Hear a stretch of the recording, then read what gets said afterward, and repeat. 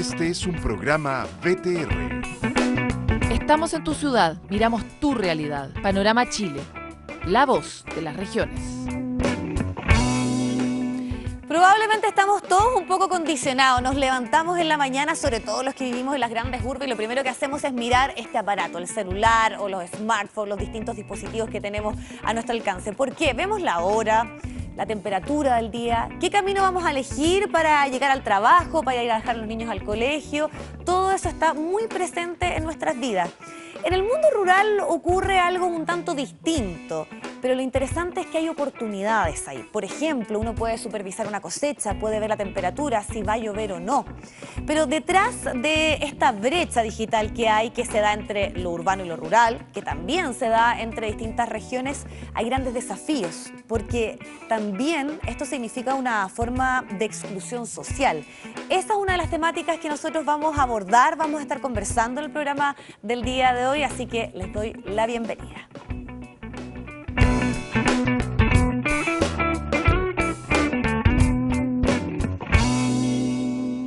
El recinto más antiguo de Iquique fue declarado Monumento Nacional. Estamos hablando del Estadio Municipal de Cabancha, un lugar además que ha sido testigo de momentos históricos para el boxeo, para el atletismo y el fútbol. Arturo Arévalo nos va a contar de esta buena noticia. Fue inaugurado el 18 de septiembre de 1932. Es el vestigio material sobre el que se sustenta la denominación Tierra de Campeones. Aquí deportistas de diferentes disciplinas destacaron y es el primer recinto deportivo de carácter regional. Jorge González, campeón sudamericano en 5.000 metros plano, iquiqueño. Daniel Cortés, campeón sudamericano juvenil. Y Ariel Estande fue vicecampeón sudamericano en 110 metros con valla y salto triple. Es que aquí el que no hacía deporte parece que era muy raro. Sí. Algo tenía que hacer.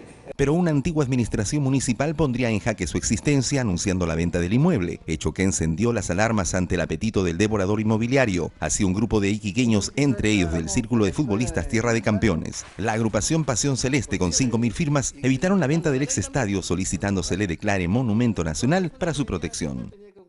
La alcaldesa de la época, doña Mirta Dubós, mediante la prensa, ¿verdad?, señala que el estadio va a ser puesto a la venta para, en teoría y supuestamente, con esos fondos construir una infraestructura deportiva en el Cerro Dragón.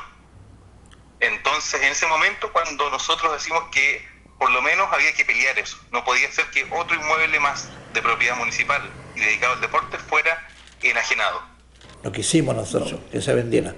Los atributos corresponden a las gradas, el segundo piso con 2 torreones unidos por una galería, el acceso principal, la cancha, las estructuras de madera y arcos, el balcón y la fachada, lo que corresponde en total a 20.000 metros cuadrados. Aquí está la realidad, que sacamos nosotros 5.000 firmas aproximadamente y apoyar nuestra solicitud de que el estadio municipal no se vendiera.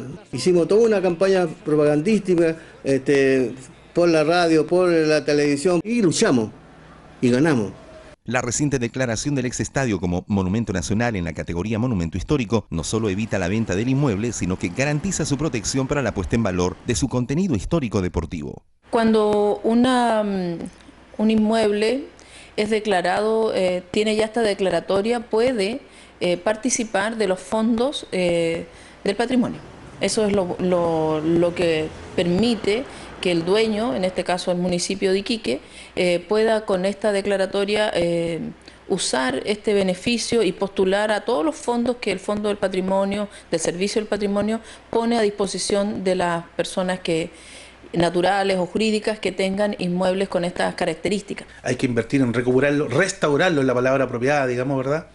Y yo tengo mucha expectativa en que el municipio, que es el propietario, y el gobierno regional, quien podría aportar con el financiamiento, van a ser unos socios y va a ser una sociedad muy productiva y vamos a lograr poner en valor, restaurar lo que es nuestro estadio de Cabancha, y así como lo hemos hecho con otras digamos, obras patrimoniales de nuestra región. Por otra parte, desde la Municipalidad de Iquique informaron que se viene preparando un anteproyecto que en primera instancia contemplaría la liberación del frontis o antejardín del exestadio para una mejor accesibilidad del público y que el recinto se convertirá en un polideportivo abierto a la comunidad. En Iquique, Arturo Arévalo, BTR. Panorama Chile. ¿Sabía usted que en Chile hay un pueblo que fue nombrado Ciudad Artesanal del Mundo y lo hizo una institución norteamericana? Sí, se trata de Liquiñe, que está en la región de Los Ríos. ¿De qué se trata esta historia? Se la contamos. Hasta la localidad cordillerana de Liquiñe, en la comuna de Panguipulli, ubicada a solo 20 kilómetros de la frontera con Argentina, llegó Panorama Chile para conocer la historia del cuarto pueblo chileno que recibe el sello de Ciudad Artesanal del Mundo, que otorga el Consejo Mundial de Artesanos. Antes este reconocimiento lo habían recibido las localidades de Rari, Chimbarongo y Doñihue. En Liquiñe viven cerca de 2.000 personas, la mayoría de origen mapuche. De ellos, al menos 80 se dedican a la artesanía, siendo la principal fuente de ingreso de sus familias. El nombramiento de Liquiñe como ciudad artesanal del mundo tiene a los artesanos muy orgullosos de su trabajo. Ellos están seguros que este sello, sumado a la pavimentación de la ruta que está en plena faena, atraerán a muchos turistas a esta zona que por ahora permanece como rezagada en la región de Los Ríos. Mire, orgullosos en el buen sentido de la palabra, de ser artesano, de pertenecer a este lugar maravilloso, y poder estar a nivel mundial reconocido como ciudad artesanal del mundo, nos abre un mundo de expectativas. Somos tantos artesanos acá que hacemos patria, es un lugar muy apartado de las ciudades, y gracias a este trabajo de la artesanía, muchos artesanos han sacado sus familias adelante. Están educando, yo mismo estoy educando hijos, han salido profesionales ya, y de esto vivimos nosotros, de la artesanía, del tallado. El trabajo de los artesanos de Liquiñe no es fácil, requiere de mucho esfuerzo. Ellos trabajan con madera nativa, la cual obtienen talando árboles en el bosque. Don Manuel nos cuenta cómo es el proceso de obtener la madera que luego usarán para esculpir su trabajo. El proceso es demasiado sacrificado, enyugar bueyes, salir con motosierra al hombro, con harta dificultad y los caminos malos, pues, estimado. Todo este sacrificio le da un valor agregado a estos artesanos, quienes esperan la llegada de turistas durante todo el año para poder vender sus productos. Liquiñe, ciudad artesanal del mundo. Desde Liquiñe, región de Los Ríos, Panorama Chile. Y obviamente Panorama Chile es fundamental revisar la prensa regional, los diarios ciudadanos de la red Mi Voz, y vamos a irnos a la región del Maule, porque hay investigadores y especialistas de la Universidad de Talca y de la Universidad de Chile que realizaron un histórico hallazgo, y esto fue durante una expedición al reconocer un sitio arqueológico que contiene petroglifos que hasta ahora no habían estado georreferenciados. Por ende, estos no estaban identificados en ninguna representación cartográfica que estaba disponible en esta área. Este es un proyecto que tiene por nombre Mauletec, va a escanear todo este sitio y lo va a representar de forma digital para poder evaluar ahí el nivel de conservación, además también su puesta en valor y la divulgación binacional. Todo esto lo puedes encontrar en elamaule.cl. Bueno, y malas noticias para Chile, pues luego de un estudio que mide la cantidad de material particulado en el aire, se determinó que 9 de las 10 ciudades más contaminadas de Sudamérica corresponden precisamente al territorio nacional. La región de la Araucanía tiene en la lista a Padre Las Casas y a Temuco. Se estima que esta contaminación del aire será responsable de 7 millones de muertes, escuche bien porque es una cifra bien dramática, y que los costos asociados a la polución van a llegar a los 225.000 millones de dólares. Bueno, ¿y cuál va a ser el plan de acción de estas comunas para este nuevo invierno? Las respuestas están en laopinión.cl. Impacto por el nuevo desprendimiento del glaciar Grey, ubicado en las Torres del Paine. Este es un fenómeno que se registró hace un par de días, dejando al descubierto la pérdida de masa que sobrepasa ya las 7 hectáreas, que se suma además al desprendimiento anterior, que fue de 8,8 hectáreas registradas en 2018. Y si bien esto corresponden a causas naturales y con ocurrencias esporádicas, llama fuertemente la atención el poco tiempo entre una y otra, y además también el tamaño de estas pérdidas. ¿Cuáles son las razones de estos hechos? Las respuestas están en el magallannews.cl. Vamos al alto, hacemos una pausa y ya volvemos.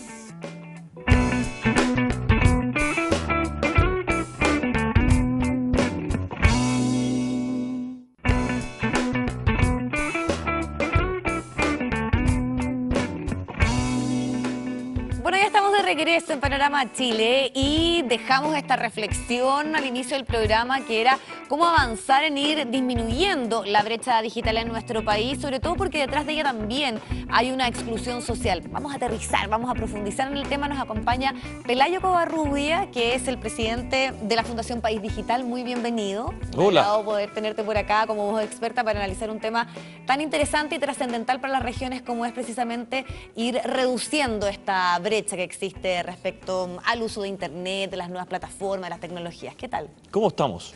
Bien, interesados precisamente en partir por que tú nos aterrices esta idea de cuán complejo es que no se avance de forma más homogénea o que exista, por ejemplo, una diferencia respecto al impacto de Internet en la zona rural versus lo que pasa en las zonas urbanas. ¿Cuáles son los desafíos y las grandes problemáticas que hay detrás de estas brechas? Es tremendamente importante. Hoy día estamos en la mitad de una economía digital, en la mitad de una economía del conocimiento. Si uno mira de alguna manera el desarrollo que ha tenido la humanidad los últimos 200 años, nunca primero hemos sido tantos habitantes en el mundo. Hoy día estamos llegando a los 8.000 millones de personas en el mundo. Y por primera vez en la historia, esas 8.000 millones están conectadas. Hoy día hay más de 4.000 millones de personas que están conectadas a través de distintas redes. Pero por lo tanto hay 4.000 que no lo están. Esas personas que no están conectadas, que no están haciendo uso de la capacidad económica, de las economías de escala, de la productividad, de la capacidad de relacionarnos que nos da esa conexión, sin lugar a duda, quedan abajo de esa economía digital, abajo de esa economía del conocimiento. Y por tanto, eso sin duda es un problema y tenemos que preocuparnos de que eso no pase. Aquí hay obviamente factores de origen, podríamos decir, que determinan que exista una cierta exclusión o una diferencia. Por ejemplo, el tema del nivel de ingreso, la edad, la zona de residencia, el nivel de educación. Cuando esas son problemáticas sociales más profundas, ¿cómo se puede revertir y qué tan trascendental e interesante puede ser precisamente hacerlo a través de la tecnología? De esas buenas brechas que tú planteabas, yo creo que la más importante probablemente ya no es la etaria, sino que es la educacional. Muchas veces no tenemos que pensar en la importancia de la conectividad por sí misma, porque muchas veces en las grandes ciudades está la conectividad, pero la ocupamos solo para redes sociales o redes de consumo, redes de juego. No la estamos ocupando como un elemento productivo. Entonces, lo que es transversal para todas las brechas es la educacional. Y nos tenemos que preocupar mucho por la demanda de estas infraestructuras digitales, en qué yo la estoy ocupando. Y ese es un tema que desde Fundación País Digital hemos trabajando con mucha fuerza. ¿Cómo aumentamos la demanda por esta infraestructura digital en base al conocimiento? Cómo yo empiezo a pensar de manera distinta, y eso es pensar digital. Muchas veces nosotros estamos hablando en Chile de que estamos abrazando esta cuarta revolución industrial, de que tenemos que adaptar las nuevas tecnologías, pero cuando tú te vas a los países que están desarrollando estas tecnologías, ellos no hablan de eso, porque están insertos en eso. Sí. Por tanto, ya piensan digital en vez de pensar analógico. El desafío que tenemos es, a nivel educacional, integrar esta nueva forma de pensar digital junto con el mundo educacional de manera a tener una forma distinta de mirar los desafíos. Y ese pensar digital del cual tú hablas, ¿cómo se puede implementar, por ejemplo, en un desafío tan trascendental para las regiones como es la elección de los gobernadores regionales? Y cómo poder también acortar ciertas brechas que naturalmente también se van a dar entre una región y otra, precisamente ya sea por las características geográficas, por las características de la penetración de Internet, para que se vayan acortando, revirtiéndose en algunos casos donde eso sea mucho más grande, pero además también haciendo que no exista una diferencia que ya naturalmente hay entre una región y otra. Uno de los desafíos de las regiones muchas veces es la descentralización, que es un tema que hablamos permanentemente, nos toca ir a regiones. Nosotros como Fundación País Digital estamos armando seminarios y summits regionales que queremos ir a regiones a explicar justamente esto. Pero también por otro lado, ojo, que la conectividad lo que hizo fue eliminar la descentralización desde el origen. Y ahí es cuando yo empiezo a pensar digital. Antiguamente, hace 10 años atrás, no tanto antiguamente, pero 10 y 15 años atrás, la descentralización se entendía en base a los presupuestos. Es decir, yo no te asigno un presupuesto, por lo tanto, tengo que ir al nivel central a pedir presupuesto. Hoy día, cuando yo tengo una red que está conectada al mundo, ya la descentralización cambió en su origen. Y estas son las cosas que tenemos que empezar a aprender a pensar distinto. Porque si yo estoy en una ciudad, da lo mismo la que sea, y estoy conectado a Internet, ya estoy conectado al mundo. Exacto. Por lo tanto, tengo un espacio mundial para ofrecer mis servicios. Tengo un espacio mundial para financiar mis servicios. Ya no tengo que pensar en el centralismo como esa barrera que me pedía a mí o me impedía crecer. Exacto, como ese alcalde que tenía casi que venir a Santiago a hablar con el gobierno central para poder pedir Hoy recursos día, para su comuna. Si tú miras los países más pequeños, piensa el ejemplo de Singapur, un país que es del tamaño de una comuna, como Las Condes. Tiene 5 millones de habitantes, país más rico del mundo, $100.000 de ingreso per cápita. ¿Por qué? Porque son un hub de conectividad y de transferencia tecnológica. Y ahí en particular, ¿qué oportunidades ves tú para el mundo rural? Infinitas. El mundo rural probablemente uno de los mundos que más ha cambiado en los últimos 10 años en Chile. Hoy día la agroindustria es técnicamente tan importante como la minería. ¿Y por qué? Porque hemos venido creciendo en el país hasta a tasas muy importantes en desarrollo de nuevos productos. Solo pensemos en las cerezas que vendemos a China. Entonces, el mundo rural hoy día conectado es un mundo que se imagina una forma de producir totalmente distinta a la cual estábamos acostumbrados. Imagínate cómo salen datos de la Tierra. En la medida que tengamos todos esos datos conectados y unidos, que tengamos sensores que nos permitan entender con los satélites cuándo vienen los climas, los cambios de clima, la helada, la no helada, y a partir de eso, el conocimiento que yo le puedo dar al mundo del uso de la inteligencia artificial, dado los datos que yo tengo por la parte rural, cambia la forma de pensar. Por lo tanto, para mí ya no es rural, porque cuando entiendo yo el concepto rural, entiendo como alejado de la ciudad, por lo tanto no productivo, no conectado. Eso es un error. Lo que tenemos que pensar es justo al revés. Rural lo entiendo como una nueva plataforma de uso productivo que nos permite generar alimentos para estos 8.000 millones de personas de una manera totalmente distinta. Pelayo, y ahí también surge como interrogante lo que ocurre con las lógicas público-privada, con esta infraestructura que debe, por ejemplo, poner un estado de conectividad para que haya ahí empresas que precisamente quieran apostar para que la gente pueda estar conectada. Pero lo que uno se pregunta, uno entiende que eso siempre va a estar en Santiago por la cantidad de personas que hay, porque hay una estrategia también comercial. Entonces, ¿qué pasa con algunos lugares que son más aislados, donde tal vez las poblaciones son mucho más pequeñas y donde seguramente una empresa sabe que es mucho más caro invertir ahí para que estén conectados versus lo que puede pasar solamente en una comuna de acá de Santiago? Esa es una gran pregunta. De hecho, nosotros desde País Digital estamos trabajando en conjunto con el Ministerio de Desarrollo Social, Alfredo Moreno, lo que se llama Compromiso País. Y uno de los 16 desafíos de Compromiso País es la conectividad. Y nosotros estamos como País Digital junto a la Subsecretaría de Telecomunicaciones, la subsecretaria Pamela Allí, la ministra Gloria Hutt, trabajando en esta mesa. ¿Y por qué es tan importante esta mesa? Por lo que tú planteas. Es fundamental que tengamos conectividad en todo Chile. Sí, claro. Y por tanto no necesitamos ninguna comuna, ningún pueblo, ningún barrio sin conectividad. Eso es la base.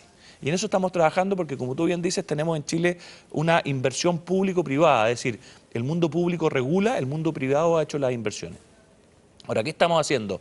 Que en la medida que nosotros tengamos el concepto de la subsidiariedad de las inversiones, tú puedes tener comunas que a veces no van a ser altamente rentables porque efectivamente son muy poquitas, pero las vas a tener dentro de esta gran matriz conectada a nivel nacional. Lo que estamos haciendo hoy día es trabajar todas aquellas comunidades que hoy día no tienen conectividad.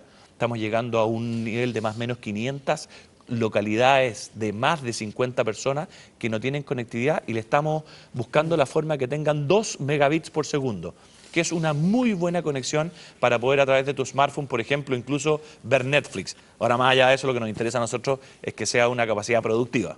Hablando precisamente de la lógica de la economía digital, por estos días en nuestro país se debate mucho de emprendimiento, de cómo ayudar, y ahí las startups tienen un rol clave, trascendental. Pero uno siente tal vez que eso también está muy concentrado en un discurso centralista. En las regiones tal vez el emprendimiento tiene todavía esta retórica un poco de la señora que hace una mermelada y que es un producto representante de la zona. ¿Cómo dar también ese salto en las apuestas de negocio, de emprendimiento y incorporarlo a un mundo tecnologizado y el día de mañana ya puede exportar esas mermeladas tal vez a una ciudad, no sé, en Noruega, por ejemplo? Mira, qué buena la pregunta. Efectivamente, y ahí los medios juegan un rol que es súper importante. Probablemente muchos de los que nos están escuchando son pymes que están hoy día trabajando en pequeños productos, y lo importante de estas grandes plataformas que hoy día estamos viendo a nivel de internet es que te permiten venderle al mundo. Piensen por un segundo en AliExpress, esta plataforma mundial que le está vendiendo a todo el mundo las pequeñas pymes chinas. Ese es el gran concepto. Sí, claro. Alibaba no tiene producción propia. Lo que hace este marketplace es que unió a todas esas grandes plataformas pequeñas chinas en una gran plataforma. Y hoy día le venden al mundo, siendo, recordemos que el día del Single Day chino, el día que más se vende en el mundo. Entonces, para todas aquellas personas, pymes que nos están escuchando y que venden esas pequeñas o mermeladas, hortalizas, lo que sea, lo importante es encontrar ese lugar en donde mi producto pueda ser ofrecido al mundo. Yo tengo hoy día 8.000 millones de personas que nos están demandando. Lo importante es cómo llegar. Ahora, ahí uno siente que esta es como una tarea bien titánica. Piensa tú en el ejemplo de lo que pasa con la fábrica Calzarte que se cerró porque precisamente la fabricación local es demasiado caro versus importar de China. Entonces, ahí uno dice, bueno, ¿cómo se logra un poco también competir como con estas grandes transnacionales, con esta lógica de un mercado que es muy fuerte, con una lógica tal vez de un emprendedor mucho más pequeño? Qué buena pregunta. Mira, nosotros somos un país chico, somos 17 millones de personas. Por lo tanto, estamos abiertos al mundo para poder intercambiar nuestros productos y ahí está nuestra ventaja competitiva. Naturalmente, en la medida que lo vayamos haciendo bien, que nuestro producto sea de excelencia, se va a poder vender al mundo. Lo que ha pasado con la fábrica Guante es muy interesante escucharlo porque efectivamente no solamente lo estamos viendo en los zapatos, acuérdate de Merckx el año pasado u otras que podemos hablar, la economía digital. Suazo, entre otras. La economía digital. Que es una empresa regional también, y claro. la azúcar, la Agüera Alianza. Bueno, vamos a ver 1000 casos, porque la economía digital está cambiando la forma en que hacíamos las cosas.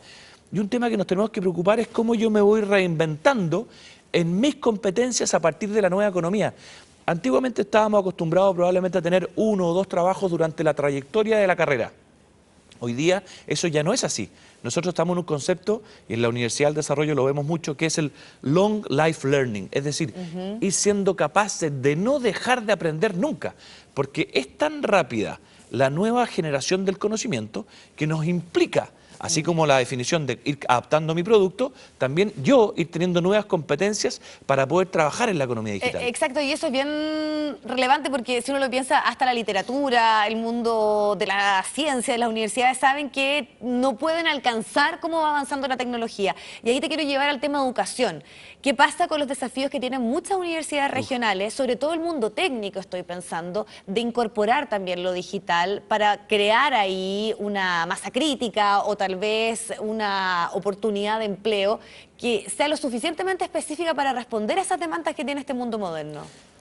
Ese es un gran desafío. Hoy día, no solo para las universidades regionales, para todas las universidades de Chile, digamos, este es un proyecto para todas. Nosotros, por ejemplo, desde la Universidad del Desarrollo, te puedo contar que estamos en lo que se llama la transformación digital. Y es un desafío, porque las transformaciones digitales son transformaciones culturales. Y por tanto implican que aprovechándome de las tecnologías, yo no compito con ellas, sino que las empiezo a ocupar. Y por tanto tenemos que ir transformando no solo los currículum de las universidades para que se transformen finalmente las carreras, sino también la experiencia del estudiante. Cuando el estudiante llega a la universidad, probablemente no saca su celular y ve como en un Waze dónde está la universidad, o cuál es la sala de clase que me toca, o cuál es la materia que me toca. O piénsate, por ejemplo, en 5 años de estudio que tú hubieses leído permanentemente en tu iPad y que el iPad, a través de inteligencia artificial, hubiese visto dónde tú te detienes más, dónde entiendes menos, claro. Cuál es el desafío que te aporto. La Universidad de Talca, que por ejemplo tiene una carrera para programadores de videojuegos, cómo también se han ido adaptando, siento yo, a veces hasta en la vanguardia respecto a lo que está haciendo las universidades más tradicionales acá de, sobre todo, Santiago. Pero, ojo, el desafío es para todo Chile, o sea, yo ahí no quiero compartir, yo en el fondo no veo una brecha en el ámbito académico entre regiones y Santiago. Veo que para todas hay un desafío. Exacto. La transformación digital es país. Y si tú te vas a Concepción, o te vas a Viña, o te vas a Santiago, en todas están con un desafío muy importante, porque el desafío es país. Hoy día lo que nosotros estamos viendo desde País Digital, que tenemos que impulsar, y esta es la gran pregunta, ¿cómo somos capaces, no solamente en la educación escolar, también la educación universitaria, para llevarlas a ese mundo del siglo XXI? Hay un libro que yo realmente les recomiendo, que es de Harari, que está muy de moda, digamos, que en el fondo el autor de Homo Deus y Homo Sapiens, que hoy día son en el fondo los desarrollos del siglo XXI. Bueno, hoy día lo que nos está pasando es que efectivamente el siglo XXI nos está invitando a repensar la forma en que nosotros nos preparábamos y preparábamos nuestras capacitaciones y nuestras habilidades. Las universidades también están en ese desafío y es un tema que tenemos que trabajarlo como país. Pelayo Covarrubia, presidente de la Fundación País Digital, muchísimas gracias por acompañarnos. Nos quedamos cortos porque sabemos que este tema es apasionante y tiene muchísimas aristas, así que gracias por estar acá en Panorama Chile. Pero muchas gracias por la invitación, feliz de venir de nuevo. Bueno, de esta forma nosotros queremos cerrar el programa del día de hoy. Como siempre usted ya sabe, estamos conectados a través de las redes sociales para seguir hablando de temas tan importantes y de los desafíos que tiene la descentralización en nuestro país. Nos vemos.